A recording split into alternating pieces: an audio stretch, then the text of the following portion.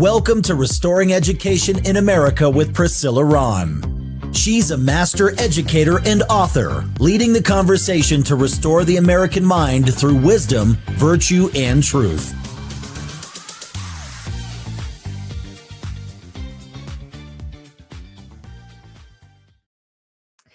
Well, welcome everybody. I'm Priscilla Rahn. Welcome to Restoring Education in America. I'm your host, and I'm excited to bring on our special guest today, my very, very good friend, Jimmy Sengenberger.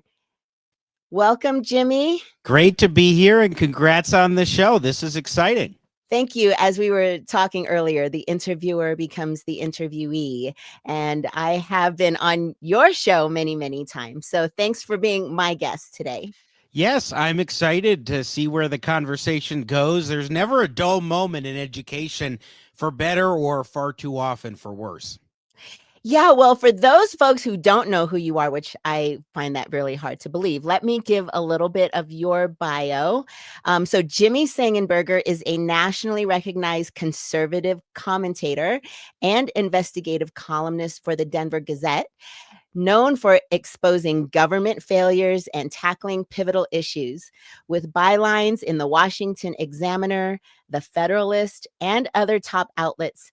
He brings sharp political insight and a strong media presence to both Colorado and national audiences.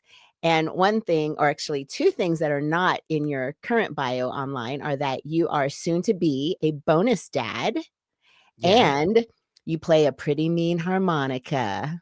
Ain't that the truth? Gotta love the harmonica and the blues. Yeah. So, one really cool thing is my husband said, man, if I ever need a harmonica player on one of my albums, I would definitely call Jimmy. Wow, that's high praise coming from the legendary Darren Ron, who I was so honored with my Jimmy Jr. Blues Band a month or so back to have him sit in with us at a gig. That was absolutely incredible. His sax playing, not to mention his production and the things that he does on the back end of music, are tremendous. So coming from him, that's really high praise. Well, another thing that I'm going to have to start doing is keep up with your bumper music. Darren's on tour right now with Brian Culbertson. They're in a different city every night, 6 days on, 1 day off, and they're on a bus with 16 guys on a tour bus. So I'm getting some really interesting stories, but they're having a great time. But one of the things that I've learned from you is your really cool explanation of how to spell your name. It's Sengenberger. It's all E's all the time, which makes it easy. And I'm trying to think what would be something cool I could do about my name. And I don't know. It's Priscilla with an SC, like science, to tie in this education thing. And it's Ron with an AH, like because if there's no H, it would be Rand, which people have pronounced my last name Priscilla Rand before. It's like, no, there's an H in there.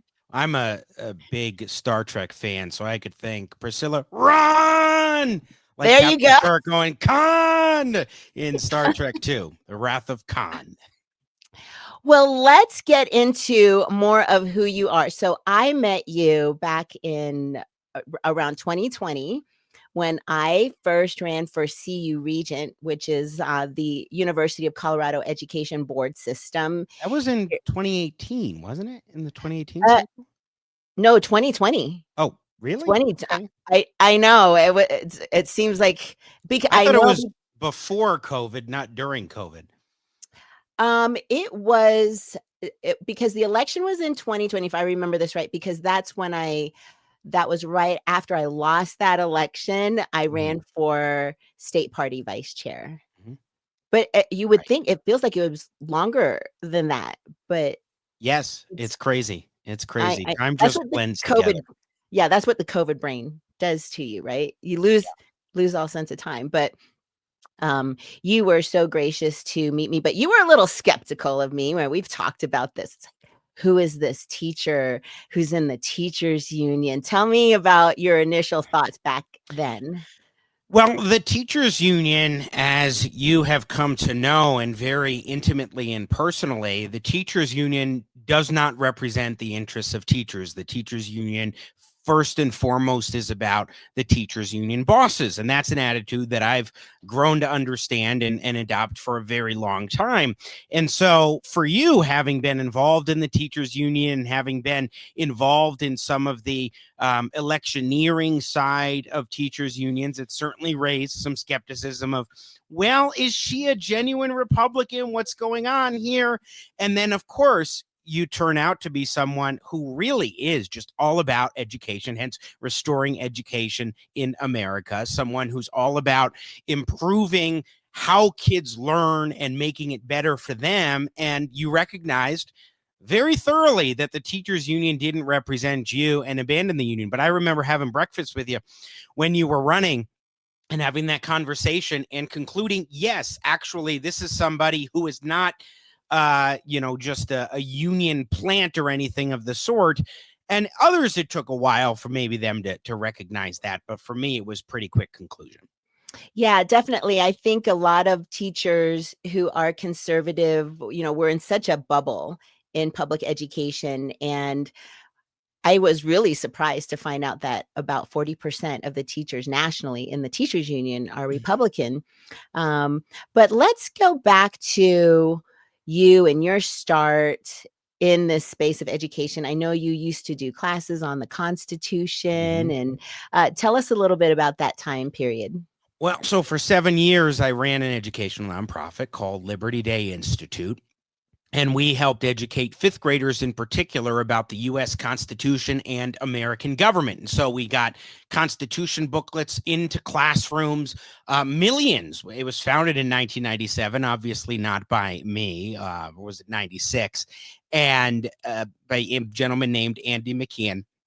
And through the course of its history, until we folded around COVID in 2020, Liberty Day distributed millions of pocket constitutions and sets of Q&A flashcards on basic facts about the Constitution to fifth graders in Colorado and across the country. And so I actually had the chance to go into fifth grade classes dozens of times and speak to fifth graders about the U.S. Constitution, American government, the three branches, so on and so forth. And that was an amazing experience that also helped me to see what it's like being in the classroom as a teacher, even for just, an hour, and to see what teachers experience more on a regular and consistent basis in the classroom, at least just a little bit. And then for me, it just grew a passion into civic education and education more broadly. And when I would go on to join the Denver Gazette in the role I have as what we say investigative columnist in late 2020, I really started going into the role of focusing on a lot of education issues, starting with then school board member Tay Anderson and growing from there. And so it's just, to me, look, James Madison, the father of the Constitution, our nation's fourth president, said, knowledge will forever govern ignorance. And a people who mean to be their own governors must arm themselves with the power which knowledge gives. To me, those are some of the most profound words that underscore why we have public education, why civic education is so important, and why we need to do right by our kids and not teachers union bosses. If you're just tuning in, my special guest is Jimmy Sengenberger, and we are talking about his journey in education and writing for the Gazette. So, Jimmy, you have written several hard-hitting op-eds for the Denver Gazette about education in Colorado. What first drew you to focus on education? You've talked about things like school safety and education policy issues. Well, the first thing I mentioned, the very controversial former school board member in Tay Anderson, who I started investigating more or less in the fall of 2020. I was curious. The media would cover this guy who was getting a lot of attention for his activism in Black Lives Matter circles. And of course, he was very young on the school board, like 20 years old or so when elected to the school board. And so the media would cover controversies. Oh, he'd slip and fall or something would happen. And the media would cover the story and then radio silence. Absolutely nothing would happen after that. And I wrote The Curious Case of Tay Anderson about how you have this young up and coming rising star who would have these controversial things or things that happen, boom, coverage, then suddenly not. And I noticed some other things. And then in 2021, there were allegations of sexual misconduct against him that led to a district investigation and so much more.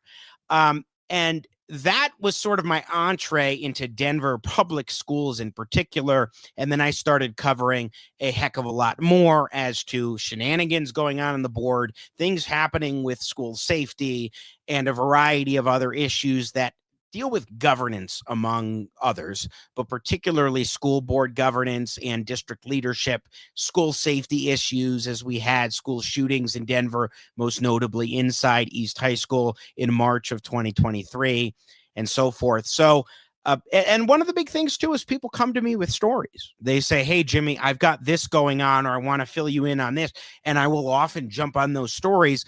And many of the dozens and dozens of columns now that I've written on education for the Denver Gazette have been in part because of or influenced by sources that say, "Hey, I've got something to tell you, or a story I think you should cover." Well, you've definitely become the go-to person in Colorado for all things education because, as you said, a lot of people feel comfortable coming to you, parents, even students. We've worked together about things that are going on with students in Denver public schools.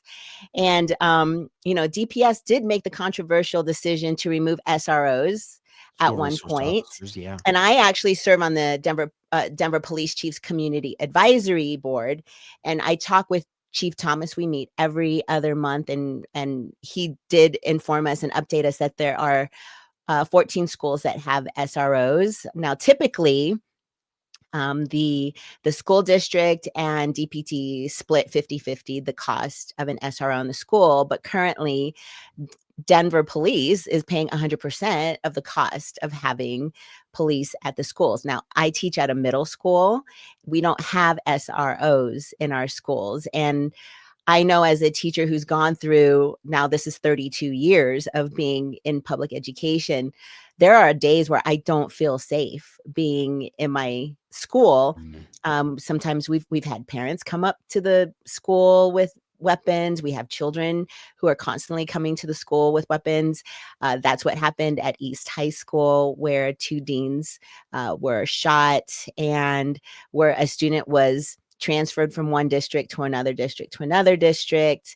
And so we do have this problem. As a new bonus dad with a son, like, how do you feel? How does that make you feel sending your child to school? Well, coming up, we will get married next year, but your point's well taken. To me, it really is a point in time in all these different school districts where, of course, you're going to be very concerned about what happens in terms of both obviously the quality of education, but what can happen in terms of the violence and a school shooter, somebody bringing a weapon to school. And it definitely gives me more of a perspective in the sense of recognizing the seriousness of the situation and how anything can happen at a spur of the moment. I mean, you think of just last month with the shooting at Evergreen High School, where a student comes in and shoots multiple students. And thankfully, we had heroes among the kids who survived, but have been going through thick and thin, and their lives are going to be dramatically affected as a result of their heroism. But that can happen literally at any school, at any day. And that's where it comes down to, is the school district focused on at least providing the best quality school safety situation that you possibly can?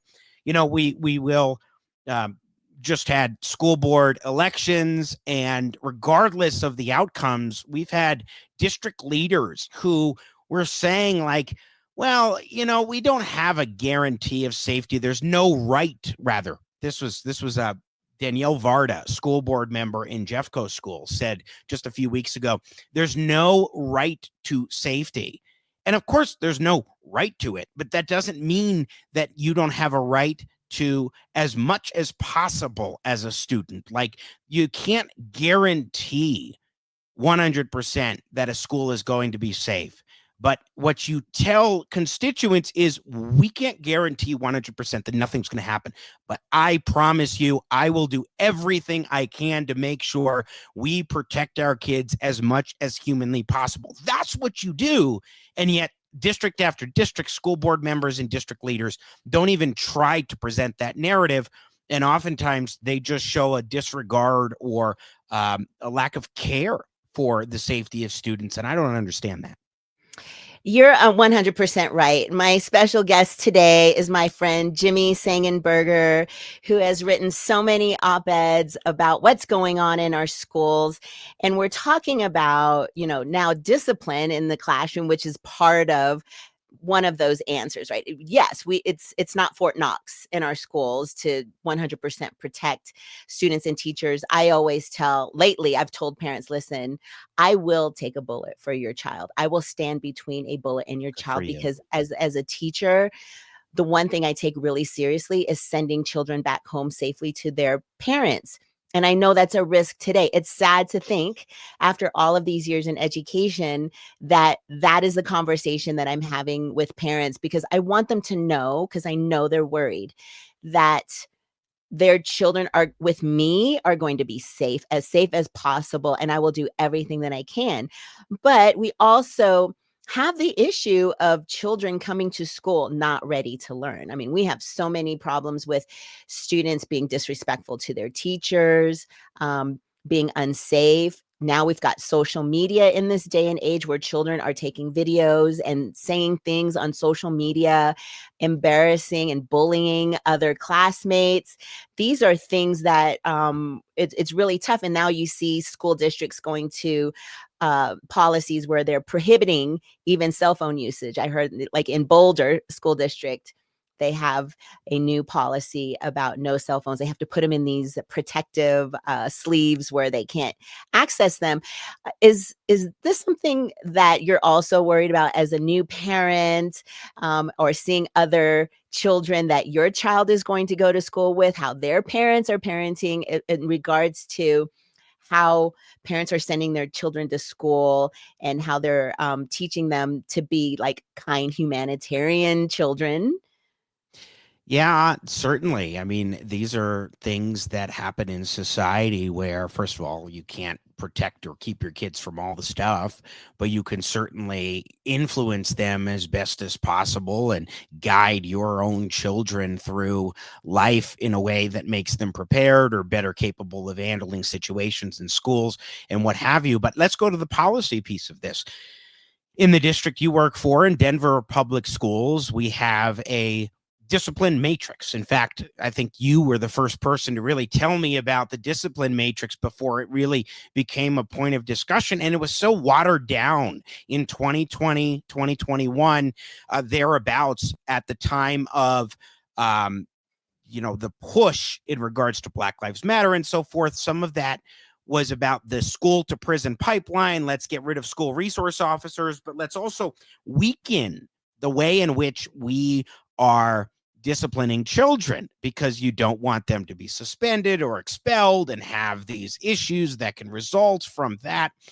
But they went way too far and made it so that you simply could not enforce discipline in Denver Public Schools. But then when they came last year with a revision of the discipline matrix, I was talking with a number of teachers who were concerned. One of them was like, this is anemic. We still can't do the things that we need to. How are we able to enforce discipline or address things in schools, which is so critical, not just in terms of making sure that people are safe, but also for the learning environment. If you have students who are feral and not paying attention and goofing off in a way that's disruptive, okay, that's one thing you address.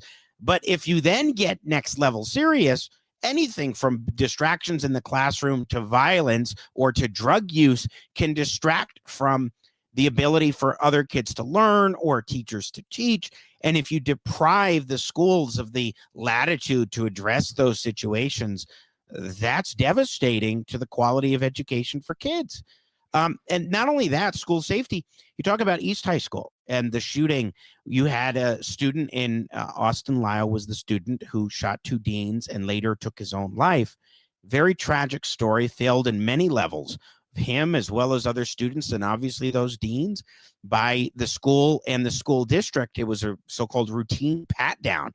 But he had come from Cherry Creek schools where he was expelled for a prior weapons violation, and they would not do anything. He had to go to that school. Same thing, McAuliffe International School, where it's basically a middle school, where the principal at the time, Kurt Dennis, tried to blow the whistle on exactly the same kind of circumstance. And he was totally rebuffed by the district that said, no way. And they fired him. And now he's doing a lawsuit over that. How is it beneficial to anybody, whether it's a student who could be a victim of violence, or the sense of whether or not you're safe in the school, or the student him or herself who has committed or been alleged to have committed a very serious violent act? How can you provide a quality learning environment for all of them? It's not like people are saying, let's deprive this kid of education. It's let's find a better solution that works for this particular student so they get the quality education, but we don't put other students or staff at risk or anything else like that, and make it possible to learn. Wise words from my guest today, Jimmy Sengenberger from the Gazette. We are not trained as teachers to really know how to effectively handle an active shooter in our schools. We do fire drills every month. Those are required. We do lockdown, lockout, and that can get you to respond in a minimal way. But if there's an active shooter in your building, you need to think about ways to harden a classroom to prevent a bullet from going through that door, or from getting between the shooter and a child. You've got to figure out whether if it's a desk or a door. And that's why I'm really glad that I'm hearing some schools, new schools that are being built harder, where they're more protective for bullets. But we're not trained on triage. It's one thing to be CPR trained, but it's another thing to say, okay, if tragically several children are shot, how do you triage and how do you stop bleeding?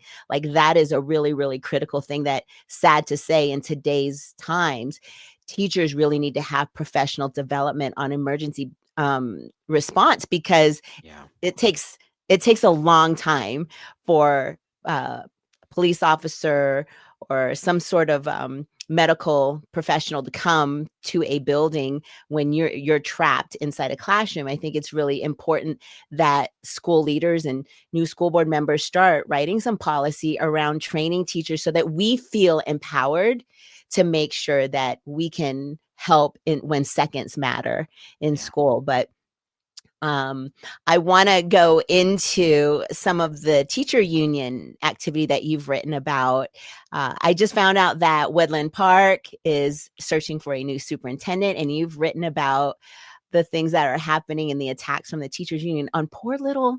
What did Woodland Park do? What did it do to deserve, all of this attention? It actually wanted a more traditional focus on civics and on government education, instead of the politicized approach that school districts are now expected to take under the current regime of the State Department of Education. And then they still would follow the minimum standards of the state that are terrible, but they're going to meet them, but go beyond that and focus on offering a more traditional experience when it comes to civics and government and history and so forth. And that's what we really need. Don't bog it down in politics and partisanship or wokeism or what have you. Let's focus on what actually matters in terms of providing kids the facts that they need to know, and to understand how those facts, or how to understand how government applies to their day-to-day lives. And of course, that means when you're in high school, you're going to have controversial topics come up. But how do you navigate those in a way that makes sure you're keeping it grounded in the basics and the foundations? And that's what Woodland Park was really doing. They also scaled back some of the teachers unions' involvement in in the school district, in that they used to have a meet and confer process through these informal, I forget what they called the agreements, but they didn't have collective bargaining, official negotiations with the union. And the union has, I think, like 12 to 15% membership now. And at the time that the majority flipped to a more of a conservative or reform viewpoint in 2021, at that time, the school district had only about 30% maybe of teachers in the union. So it's not like they were dramatically, and this is the case through most school districts in the state, that they are dramatically representative of rank and file teachers. But so they still had these unofficial sort of quasi collective bargaining negotiations and practices that included meet and confer and other benefits to the union. And the new majority got in a few years ago and said, no, we're not going to do this anymore. We're going to cut that out. We're no longer going to be pulling money out so that teachers pay their dues directly. We're going to offer alternatives in teacher liability packages or policies rather than what they would get from the teachers union. Because as you well know, there are many other options for teachers that don't require them to go to the union and get it from them, and significantly cheaper than union dues as well for their liability policies. So in a nutshell, that was what Woodland Park has been doing. And I think it's wonderful. And it's shown a lot of good, positive results. Well, I'm really proud of them too. I met the former superintendent recently, and I'm really excited about what they were able to do for benefits for teachers. And like you said, providing representation at a much, much cheaper cost, actually no cost to the teachers. So I can't believe we're almost out of time, Jimmy. But before we land our plane, I want to ask you, what gives you hope that we can restore education in America? Like, do you think that we can, and what would that look like? I think it comes down to teachers like you, Priscilla, who have been in the trenches and continue to focus on teaching kids and putting kids first and making sure that the quality of education that they receive is as good as possibly can be, and also keeping them safe and teaching them with values that matter and that will be lasting. And to me, that's what's going to help right the ship in education more than anything. And I will say, to our union discussion, it's great to see, and I think beneficial for everybody to see fewer and fewer teachers involved in the teachers union, because I think they're just going to do a lot better if the union has less influence. So I'll leave it there. Thanks so much for having me, and good luck with the show. Well, thank you. And thanks to my listeners. Please catch me next time. And remember, educating the mind without the heart is no education. So seek wisdom, cultivate virtue, and speak truth. Thanks for tuning in to Restoring Education in America with Priscilla Rahn. Visit PriscillaRahn.com to connect or learn how you can sponsor future episodes to keep this message of faith, freedom, and education on the air.